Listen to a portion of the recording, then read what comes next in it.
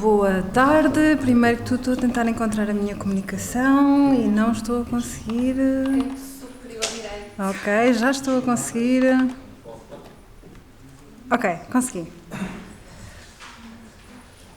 Ok, boa tarde a todos. Manda a praxe que eu comece por agradecer à professora Joana o convite por ter vindo até cá. Eu agradeço também a oportunidade de ter feito a viagem de Coimbra até cá em amena cavacagem e camaradagem, como já sabem, aqueles que têm falado de mim e eu deles. E quero também fazer aqui um agradecimento a vocês que estão aqui resistentes e um agradecimento também ao mestre Miguel, porque o segundo estudo dele vem fundamentar aquilo que eu vos vou apresentar. O segundo estudo dele fala das políticas nas escolas e da importância de nós irmos às escolas e tentarmos começar logo nas escolas a prevenir alguns tipos de comportamento que podem depois crescer para comportamentos mais graves e para ofensas mais graves pelas quais os adolescentes acabam por ser condenados. E, portanto, de certa forma, eu sou um bocadinho o outlier aqui, o desvio na norma do que foi aqui apresentado, porque eu vou-vos falar do trabalho que eu tenho estado a desenvolver com adolescentes que ainda não estão no sistema criminal. Portanto, eles não cometeram nenhum crime, estão nas escolas, normalmente estão em cursos vocacionais, mas estão nas escolas e, portanto, não fazem parte do sistema judicial. O meu objetivo é exatamente levar a psicologia às escolas e tentar prevenir que eles cheguem a fazer parte. Alguns deles, posso-vos dizer, que não estão no sistema criminal, e quando eu digo ainda, é porque eles já têm alguns comportamentos, nomeadamente já há pequenos furtos, nomeadamente em contexto de sala de aula, já há consumos e ou tráfico de estupefacientes, portanto já existem alguns comportamentos que nos levam de facto a prever, como disse o Dr. Miguel, nos levam de facto a prever que eventualmente isto pode descarrilar e, portanto, vamos um bocadinho mais cedo. O que é que eu vos vou apresentar hoje? Eu vou-vos apresentar um bocadinho o fundamento da intervenção que eu levo até às escolas e depois resultados preliminares do que é que nós temos conseguido fazer com esta intervenção. Então, a intervenção que eu levo às escolas a primeira particularidade tem a ver com a forma como nós compreendemos o comportamento agressivo. E quando nós falamos do comportamento, da perturbação do comportamento ou da perturbação da oposição, nós temos comportamentos agressivos perfeitamente manifestos. Nós todos conseguimos reconhecer quando alguém bate em alguém, quando alguém rouba alguma coisa, quando alguém mente ou manipula. Nós todos conseguimos reconhecer isto muito claramente porque é aberto, porque é identificável, mas outras formas de agressão há que passam muito mais despercebidas, mas ainda assim não deixam de causar dano, embora não causam dano à pessoa que é vítima, embora no sistema escolar e mesmo no nosso sistema judicial não sejam consideradas assim tão graves. Eu estou a falar das formas de agressão que aparecem ali como indiretas e relacionais.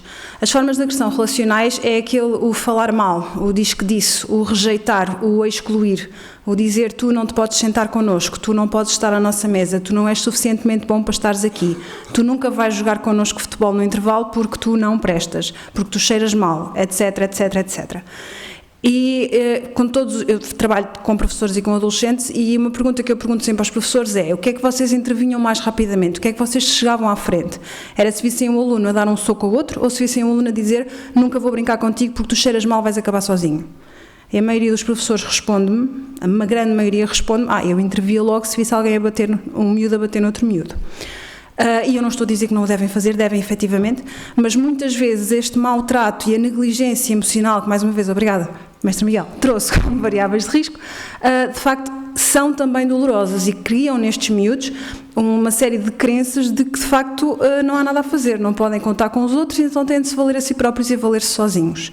Daí que esta intervenção tenha em consideração não só a agressividade mais direta, mais aberta, em que nós claramente identificamos quem é o agressor e quem é a vítima, mas também temos em consideração formas de agressão mais relacional e mais indireta, em que muitas vezes nós não sabemos de onde é que parte a agressão, não conseguimos identificar um agressor, sabemos quem é a vítima porque a vítima sente que foi dano causado, mas depois há muito ali, muito no vazio.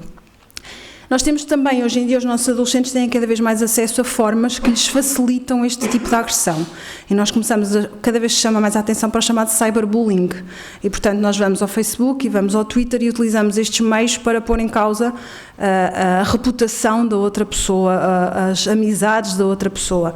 Ou nós fazemos uso das nossas amizades para rejeitar aquela pessoa e para gozar com outra pessoa. Isto são tudo coisas que nós tentamos considerar no programa porque achamos que são coisas que de facto fazem parte da vida dos adolescentes, pelo menos em contexto escolar, e portanto não há porque nem há como fugir a elas. Depois nós também consideramos, quando trabalhamos com os nossos adolescentes, que a agressão que eles praticam, que nós todos praticamos às vezes, uns de forma mais regulada, outros menos, tem 2 grandes objetivos, pretende que nós fiquemos com dois grandes tipos de satisfação. Um deles é, eu acho que a outra pessoa me está a provocar, me está a maltratar, então eu reajo. É a tal vingança, a tal, não, fizeste-me a mim, eu faço-te a ti, estou no meu direito. E mais uma vez, por exemplo, o que nós trabalhamos com os professores numa das dinâmicas é o quanto nós todos, enquanto sociedade, em determinados contextos, validamos esta forma de agressão. Por exemplo, os nossos filhos, nós quando eles vão para a escola, nós dizemos não batas a ninguém, mas se te baterem, bate também.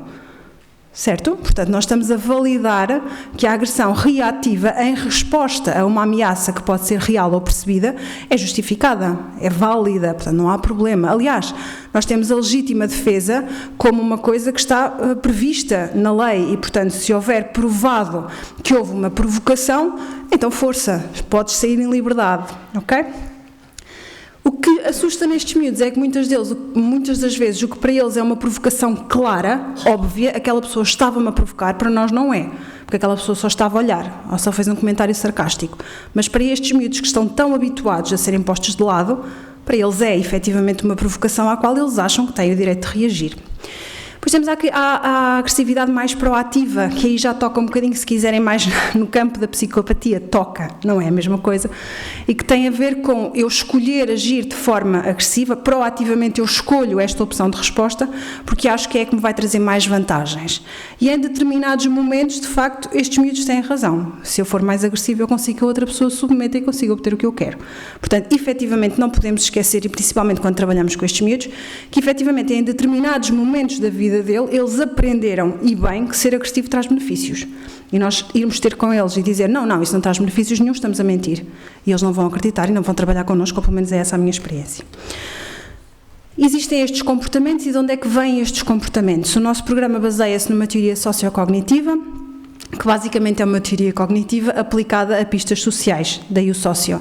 Então, o que é que acontece quando nós entramos numa determinada situação social? A primeira coisa que acontece é nós ouvimos, vimos e processamos a informação entra pelos nossos sentidos adentro e aqui começam logo a haver enviesamentos. É que estes miúdos normalmente estão muito mais atentos, prestam muito mais atenção às coisas más, àquela pessoa que olhou para eles de lado, àquela pessoa que não lhes sorriu, àquela pessoa que não os cumprimentou quando eles disseram alguma coisa. Portanto, eles prestam particular atenção a estas pistas e depois vão-lhes atribuir um significado, vão interpretar estas pistas e normalmente quando as interpretam dão-nos sempre uma tonalidade negativa. Está muito bem documentado na literatura que os adolescentes agressivos têm um chamado estilo de atribuição hostil, ou seja, basicamente está toda a gente contra mim. Aquela pessoa que fez foi para me provocar, foi para me maltratar, eu não tenho dúvidas absolutamente nenhumas disso. Foi, só podia ser, não há outra opção. Então, quando eles entram na situação com esta ideia de que a outra pessoa está contra mim, está-me a atacar, eu tenho de fazer alguma coisa a respeito, e eles começam a clarificar objetivos. E os nossos objetivos numa situação social podem ser diversos. Eu posso querer sair daquela situação social ganhando, posso querer sair daquela situação social perdendo, ou posso querer sair daquela situação social obtendo alguma espécie de compromisso. Estes miúdos obviamente valorizam o ganhar. Eu quero sair daquela situação com a minha reputação intacta, com os outros a respeitarem-me. Como dizia o Bernardo, do vídeo que o professor Daniel mostrou há pouco, eles não vão voltar a achar que me podem chamar nomes. Eles nunca mais vão cometer o erro de me provocar, porque eu vou-lhes dar uma resposta à altura. Ok? E depois, o que é que acontece? Eles vão ao seu leque de comportamentos passados, que já praticaram, e vão pensar, com base neste meu objetivo, qual é o comportamento mais apropriado, qual é o comportamento que mais provavelmente me vai permitir obter isto que eu quero. E a história de vida deles muitas vezes diz-lhes o que eles veem acontecer e o que foram conseguindo obter foi quando eles foram agressivos, foi quando eles foram mauzões. Se eles forem o pior lá no bairro, são mais respeitados. Se eles não deixarem que ninguém lhes bata e serem eles os primeiros a bater, os outros têm medo e submetem-se. E, portanto, isto é a aprendizagem que eles têm. Depois temos uma outra questão, que esta está menos trabalhada na literatura, que é, será que estes miúdos no seu repertório comportamental têm outras alternativas por onde escolher? Será que eles, quando param para pensar, eles sabem, ok, eu aqui tenho a opção de dar um soco, tenho a opção de virar costas, tenho a opção de dizer que não estou a gostar deste comportamento? Será que eles têm esta noção que têm estas opções todas? É uma questão que não está muito clara e do que eu me tenha percebido, eu acho que eles não têm estas opções todas. Não aprenderam. Depois, eventualmente, eles têm um comportamento, e este comportamento, neste caso, é um comportamento agressivo, que faz com que as outras pessoas reajam de determinada maneira. Esta maneira como as outras pessoas reagem ao comportamento deles, na maioria das vezes vai ser interpretada como eu estava certo, os outros estavam contra mim. Porquê? Porque os outros vão criticar, os outros vão dizer não devias ter feito, os outros vão dizer nunca fazes nada de jeito. Mais uma vez, és sempre o mesmo que fazes chatices cá na sala, não se pode confiar. Eu tive um professor que, quando eu estava para começar uma das sessões do grupo, entrou na sala e disse-me, está outra vez aqui nesta sala, mas sabe que não vai fazer nada deles, não sabe? Olha, aquele ali que está ali sentado, aquele então é o pior deles todos, esqueça lá isso, não vale a pena falar com ele. E eu tinha acabado de chegar à sala, o miúdo não me tinha feito absolutamente nada. Mas à frente do miúdo o professor disse-me isto. E claro que aquele miúdo tudo o que faz, a partir daí pensa que eu vou acreditar isto e tudo o que eu lhe disser vai ser para confirmar esta ideia que eu tenho dele. Por acaso esse miúdo até era um miúdo que levou a mal verdadeiramente esta verbalização. Quando nós estamos, este processo parece um processo todo muito racional, não é? Portanto, eu disse-vos, nós vamos parar para pensar, nós vamos ver as alternativas, não é nada disto. Isto é uma coisa que acontece em microsegundos, dentro da nossa cabeça, e portanto, se vocês me disserem, mas qual é a evidência que nós temos disto tudo? Nós temos evidência de cada uma destas fases racionais, nós temos evidência de que elas se influenciam umas às outras, mas efetivamente nós não conseguimos ver em lado nenhum isto tudo a acontecer em simultâneo, porque acontece muitas vezes em simultâneo. E depois acontece muitas vezes não de uma forma racional, porque nós não somos robôs, felizmente nenhum de nós. Acontece com base numa forte reatividade emocional. Estes miúdos estão muitas vezes zangados, vivem zangados e à mínima coisa salta-lhes a tampa, portanto é como se fosse a gota no copo d'água.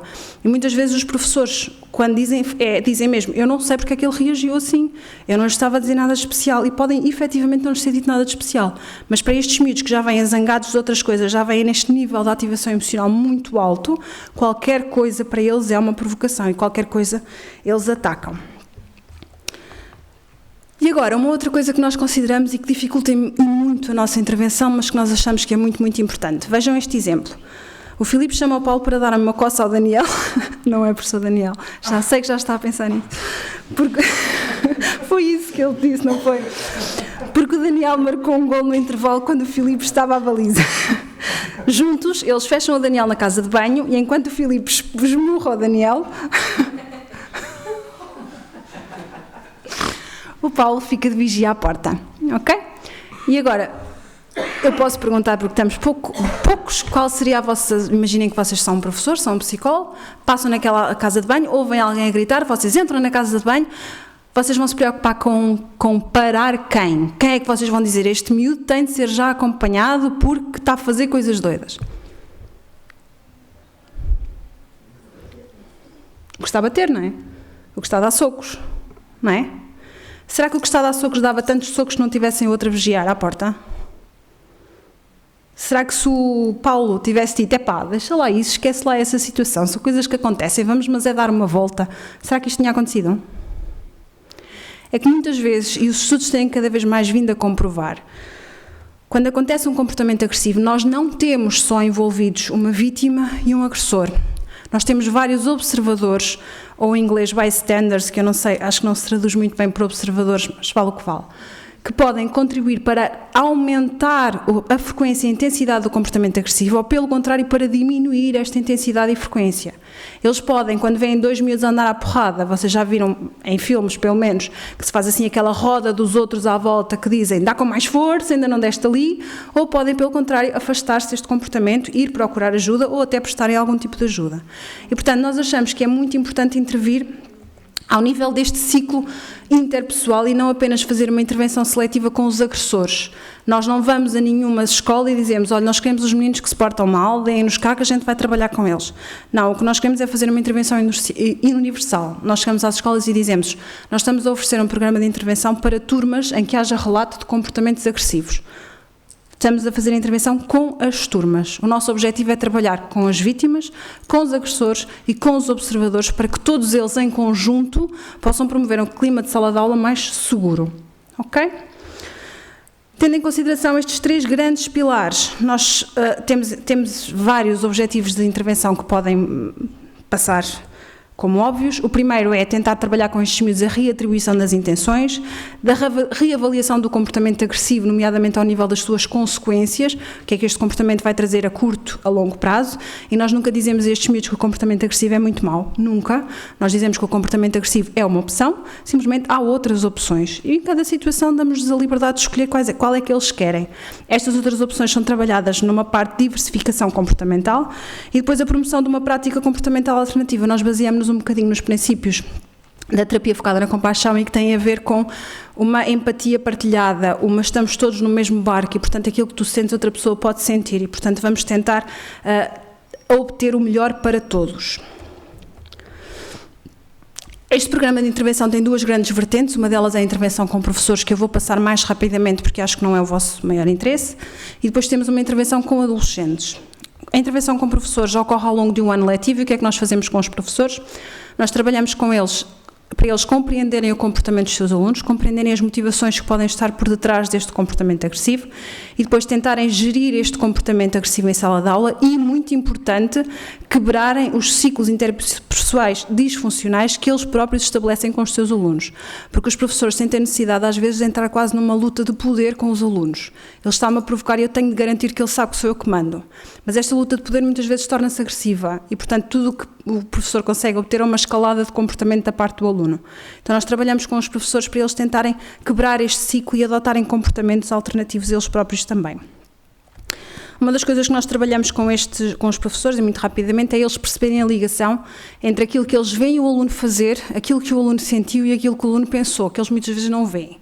Então fazemos-lhes pequenas brincadeiras, como esta que eu vos vou mostrar, que é a receita, em que nós mostramos esta situação. Por exemplo, neste caso era o João, que é o rapaz mais bonito lá da escola, e todas as raparigas gostavam de falar com ele, mas ele normalmente só liga ao futebol e aos amigos. Um dia a Maria vê o João vir na sua direção e imediatamente pensa: logo hoje que eu estou com uma roupa tão feia, sente-se profundamente envergonhada, e o que é que ele faz? O que é que ela faz? Todos nós facilmente conseguimos perceber aqui que o comportamento decorre desta lista de coisas. O que nós depois fazemos a seguir é apresentamos uma situação em que o que está a faltar é a emoção. Depois apresentamos uma situação em que o que está a faltar é o pensamento. E facilmente nós todos e os professores também chegam à conclusão que sim, de facto há muito mais para aquele comportamento do que aquilo que eu consigo identificar. Nós usamos esta estratégia também com os adolescentes, mas com os adolescentes tivemos de lhe dar uma pequena reviravolta porque eles achavam isto muito fácil e muito óbvio. Claro que os adolescentes sabem tudo, não é? E então, o que é que nós fizemos com eles? Nós, em vez de apresentarmos só uma coisa em falha, nós começámos por apresentar só uma destas coisas é que falhava, e depois começavam a falhar duas, e depois começavam a falhar três. O catch, aqui a coisa da questão, é que não era a mesma pessoa a dizer o que falhava quando falhava mais do que uma coisa. Então, imaginem nesta situação, eu dizia: João, diz o pensamento, e o rapaz dizia: logo hoje que eu estou super gira. E Maria diz agora a emoção, e ela muitas vezes respondeu: mas não era isso que eu achava que ela ia pensar. Espera, o que é que ela pode sentir se pensou isso? E, portanto, eles próprios acabavam por não só perceber que estas coisas estão ligadas, como também perceber que sobre uma mesma situação, nós que estamos nesta mesma sala, que estamos a ouvir as mesmas coisas, pensamos coisas completamente diferentes. E se calhar até íamos sentir coisas diferentes. O que é que nós aplicamos já a esta intervenção a 16 professores? Nós chamamos-lhe formação e não intervenção. E o que é que eles nos dizem? Que gostam da formação, que gostavam de ter formação durante mais tempo, porque o que nós fazemos depois é acompanhá-los ao longo do ano letivo para eles aplicarem o que nós lhes estamos a ensinar com a turma que estiverem na altura. O que é que eles nos dizem também? É que isto é muito bonito, mas é muito difícil de aplicar, porque nós estamos constantemente a ser mudados de escola, porque nesta escola eu quero fazer isto, mas não me dão margem de manobra para fazer, porque eu tenho de os passar de todos os meus alunos, e portanto é muito difícil para eles porem isto em prática. E depois eu estou a dizer que dou esta formação aos professores e que os professores às vezes, sem saberem, estão a manter estes ciclos, mas efetivamente a palavra-chave aqui é sem saber. Nós não podemos culpar os professores por uma coisa que nunca lhes foi ensinada. Portanto, o que lhes é ensinado é ensinar. E depois eles vão para uma turma de 30 alunos e espera-se que eles consigam gerir estes comportamentos. Eles não conseguem. A forma como o tentam fazer é com base nos seus conhecimentos de pessoas, não é com base em nenhuma formação específica. E, portanto, às vezes as coisas correm mal e tem de se lhe dar este apoio e tem de se lhes desculpar um pouco, porque, de facto, dadas as circunstâncias, eu acredito que a grande maioria deles está a fazer o melhor possível. Em relação aos adolescentes, nós temos uma intervenção de 12 sessões. A primeira parte é muito psicoeducativa e é que eles gostam menos, eles não gostam muito de aprender estas coisas porque eles já sabem estas coisas todas, pelo menos assim acreditam. Depois ajudamos-los a fazer uma reatribuição de significados, damos-lhes várias histórias para eles pensarem como é que poderiam pensar diferente. Fazemos aqui uma pequena parte do cuidar de ti, cuidar de mim, para eles perceberem a necessidade de se relacionarem consigo próprios e com os outros de uma forma menos crítica e mais apaziguadora, mais cuidado. Nós fazemos com eles, por exemplo, a definição do que seria um bom amigo, aquele amigo a quem tu podes sempre recorrer, que está lá sempre lá para ti. Isso foi uma maneira de chegarmos até eles. Nestas sessões, uma dificuldade muito grande que nós sentimos foi que estes miúdos têm uma tendência enorme para evitarem a experiência emocional. Nós dávamos, por exemplo, o exemplo de um miúdo que estava a passar por um mau bocado, porque tinha saído de um centro educativo, queria arranjar trabalho, mas ninguém lhe dava trabalho porque ele tinha esta história, estava sem dinheiro, ele queria mudar a vida, mas não conseguia porque, de facto, não havia oportunidades. E os miúdos, todos eles, o que tentavam fazer era uma ajuda puramente instrumental. Então eu empresto dinheiro até ao final do mês. Então tens de tirar outro curso. Então pede dinheiro emprestado não sei a quem. Portanto, não havia nenhum, compreendo que isso seja muito mau, compreendo que estejas a sentir em baixo, eles não fazem a ligação emocional. Foi mesmo extremamente complicado. Até que numa das sessões que estávamos a tentar fazer isto, eu descobri os meus dotes de atriz e disse, calma, então eu agora vou fazer de conta que sou esta pessoa, vou encarnar este papel e quero que vocês me digam o que é que vocês fariam. Eles começaram a me dizer coisas como, então já sabes como é que é o mundo, quer dizer, já sabias quando fizeste isso que isto ia acontecer, tens de ir buscar mais formação. E eu, encarnando o papel, fiz de propósito até quase me virem lágrimas aos olhos. E só vi uma das miúdas lá ao fundo da sala, que até estava a mexer no telemóvel, olha para mim e grita, ela está quase a chorar! Aquilo foi o pânico, quando eles viram que podia estar ali, uma emoção com a qual eles tinham de lidar. Eles têm imensa dificuldade em lidar com isto. Eles afastam-se destas emoções. E como se afastam em nós, também se afastam neles próprios, porque é demasiado doloroso. E o que nós podemos fazer aqui é eles tentarem, de facto, fazer uma introspeção acerca disto. Depois temos a terceira parte, que é a parte que eles mais gostam, posso dizer-vos, que é a parte do agir melhor, em que nós fazemos muitos roleplays em todas as sessões, situações variadas, em que lhes dizemos, então agora há 3 opções de resposta, 3 dos vossos colegas vão tirar ao calhas uma resposta de um saco, vão desempenhá-la e depois nós vamos analisar estas respostas. Há sempre uma resposta mais passiva, uma resposta mais agressiva e uma resposta mais assertiva. O que é que eles gostam nisto? Gostam de desempenhar e porque muitas vezes, sempre que possível, nós chamávamos os professores a fazerem um destes papéis. Então imaginem um adolescente, como aconteceu, que lhe calhou uma resposta agressiva e que tinha de ser agressivo naquela história com o professor. E eles, mas eu posso mesmo fazer isto? De certeza que eu posso? Eles, podes, força! Então lá iam eles ser muito maus para o professor. Aqui também tivemos coisas engraçadas, tivemos miúdos que encarnaram completamente no papel e se o miúdo, o que estava a representar era uma rapariga, o rapaz puxava as calcinhas para cima e pegava numa mala de menina para encarnar o papel, portanto eles entravam mesmo nestes papéis. Tivemos uma miúda que já tinha sido suspensa muitas vezes, que levou o papel de tal maneira a sério, quando a outra pessoa estava a ser agressiva com ela, que tivemos de interromper e tivemos de trabalhar com ela porque ela estava de facto a sentir-se agressiva, tivemos de fazer esta diferenciação. Portanto, estes roleplays não são só, isto é esta resposta é que é boa, não. Esta é uma alternativa, nós trabalhamos todas as alternativas e vamos lá ver o que é que vocês acham que é mais adequado. Posso-vos dizer que o mais difícil para eles considerarem, equacionarem, foi pedir ajuda a alguém, porque eles não acreditam que vão ser ajudados. Eles diziam diretamente, então nós já tivemos aqui na sala, já roubaram não sei quantas coisas, nós pedimos ajuda à escola, ninguém nos ajudou, o que fizeram foi fechar-nos todos lá fora, não podemos passar aqui os intervalos. Portanto, eles sentem mesmo que não sabem o que fazer. Nesta situação, por exemplo, eu estava a trabalhar com a psicóloga da escola e a psicóloga da escola disse logo, isso não é verdade, nós fizemos tudo o que podíamos. Novamente este ciclo em que eles iam começar logo a dizer, fizeram tudo o que podiam, eu sei que é o que vocês acham. Eu tive de começar logo a pôr ali água na fervura. Trouxe-vos também uma ideia de uma atividade que eles gostaram imenso de fazer e que nós chamávamos de pensamentos de papel. Nós trabalhávamos com eles a identificar pensamentos que eles dizem a si próprios quando estão zangados, quando estão incomodados. Eles tinham de escrever numa folha de papel, fazíamos um avião de papel e depois todos atirávamos os papéis ao ar. Esta é uma técnica que tem a ver com a difusão cognitiva e que eu achei que com estes miúdos não dava para fazer a imagética, tinha de se concretizar e então fizemos assim em papel e eles adoraram depois pôr os papéis a voar. E vocês dizem, está bem, mas eles fizeram isso por brincadeira, não perceberam o que estavam a fazer. Perceberam, porque nós no final perguntámos e eles perceberam, e mais porque nós depois pedíamos, ok, então agora em pensamentos, coisas que um bom amigo te diria, que tu podes dizer a ti próprio nessas situações. Eles escreviam no papel, nós fazíamos um outro, neste caso era um coração, e eles podiam guardar este coração. E a maioria deles guardaram, e traziam-nos para as outras sessões o seu coraçãozinho guardado com um pensamento de mais autocuidado. As meninas principalmente, é verdade, temos de arranjar uma outra coisa para os meninos. O que é que nós podemos dizer? Este programa foi uma aplicação preliminar. Qualitativamente, nós podemos dizer que eles gostaram do programa quando acabou a parte da psicoeducação. A primeira parte eles não gostaram, não queriam. Aquilo era muito... Eles diziam que parecia testes, portanto temos de estar aqui a responder perguntas. Eles gostam de experimentar as coisas, experimentar fazer as coisas, e portanto isso foi mais importante. Na minha opinião, esta parte inicial deveria ter também uma parte de maior motivação, portanto estratégias motivacionais para estes miúdos, porque muitos deles acham por simplesmente que têm que fazer isto como mais uma atividade da escola. Em termos de avaliação quantitativa, o que é que eu vos posso dizer? Nós comparámos um grupo experimental com um grupo de controlo. Há diferenças aqui, que é a grande limitação, é que o grupo de controlo era só mulheres e o grupo experimental era homens e mulheres. Ainda assim, o que é que nós verificamos?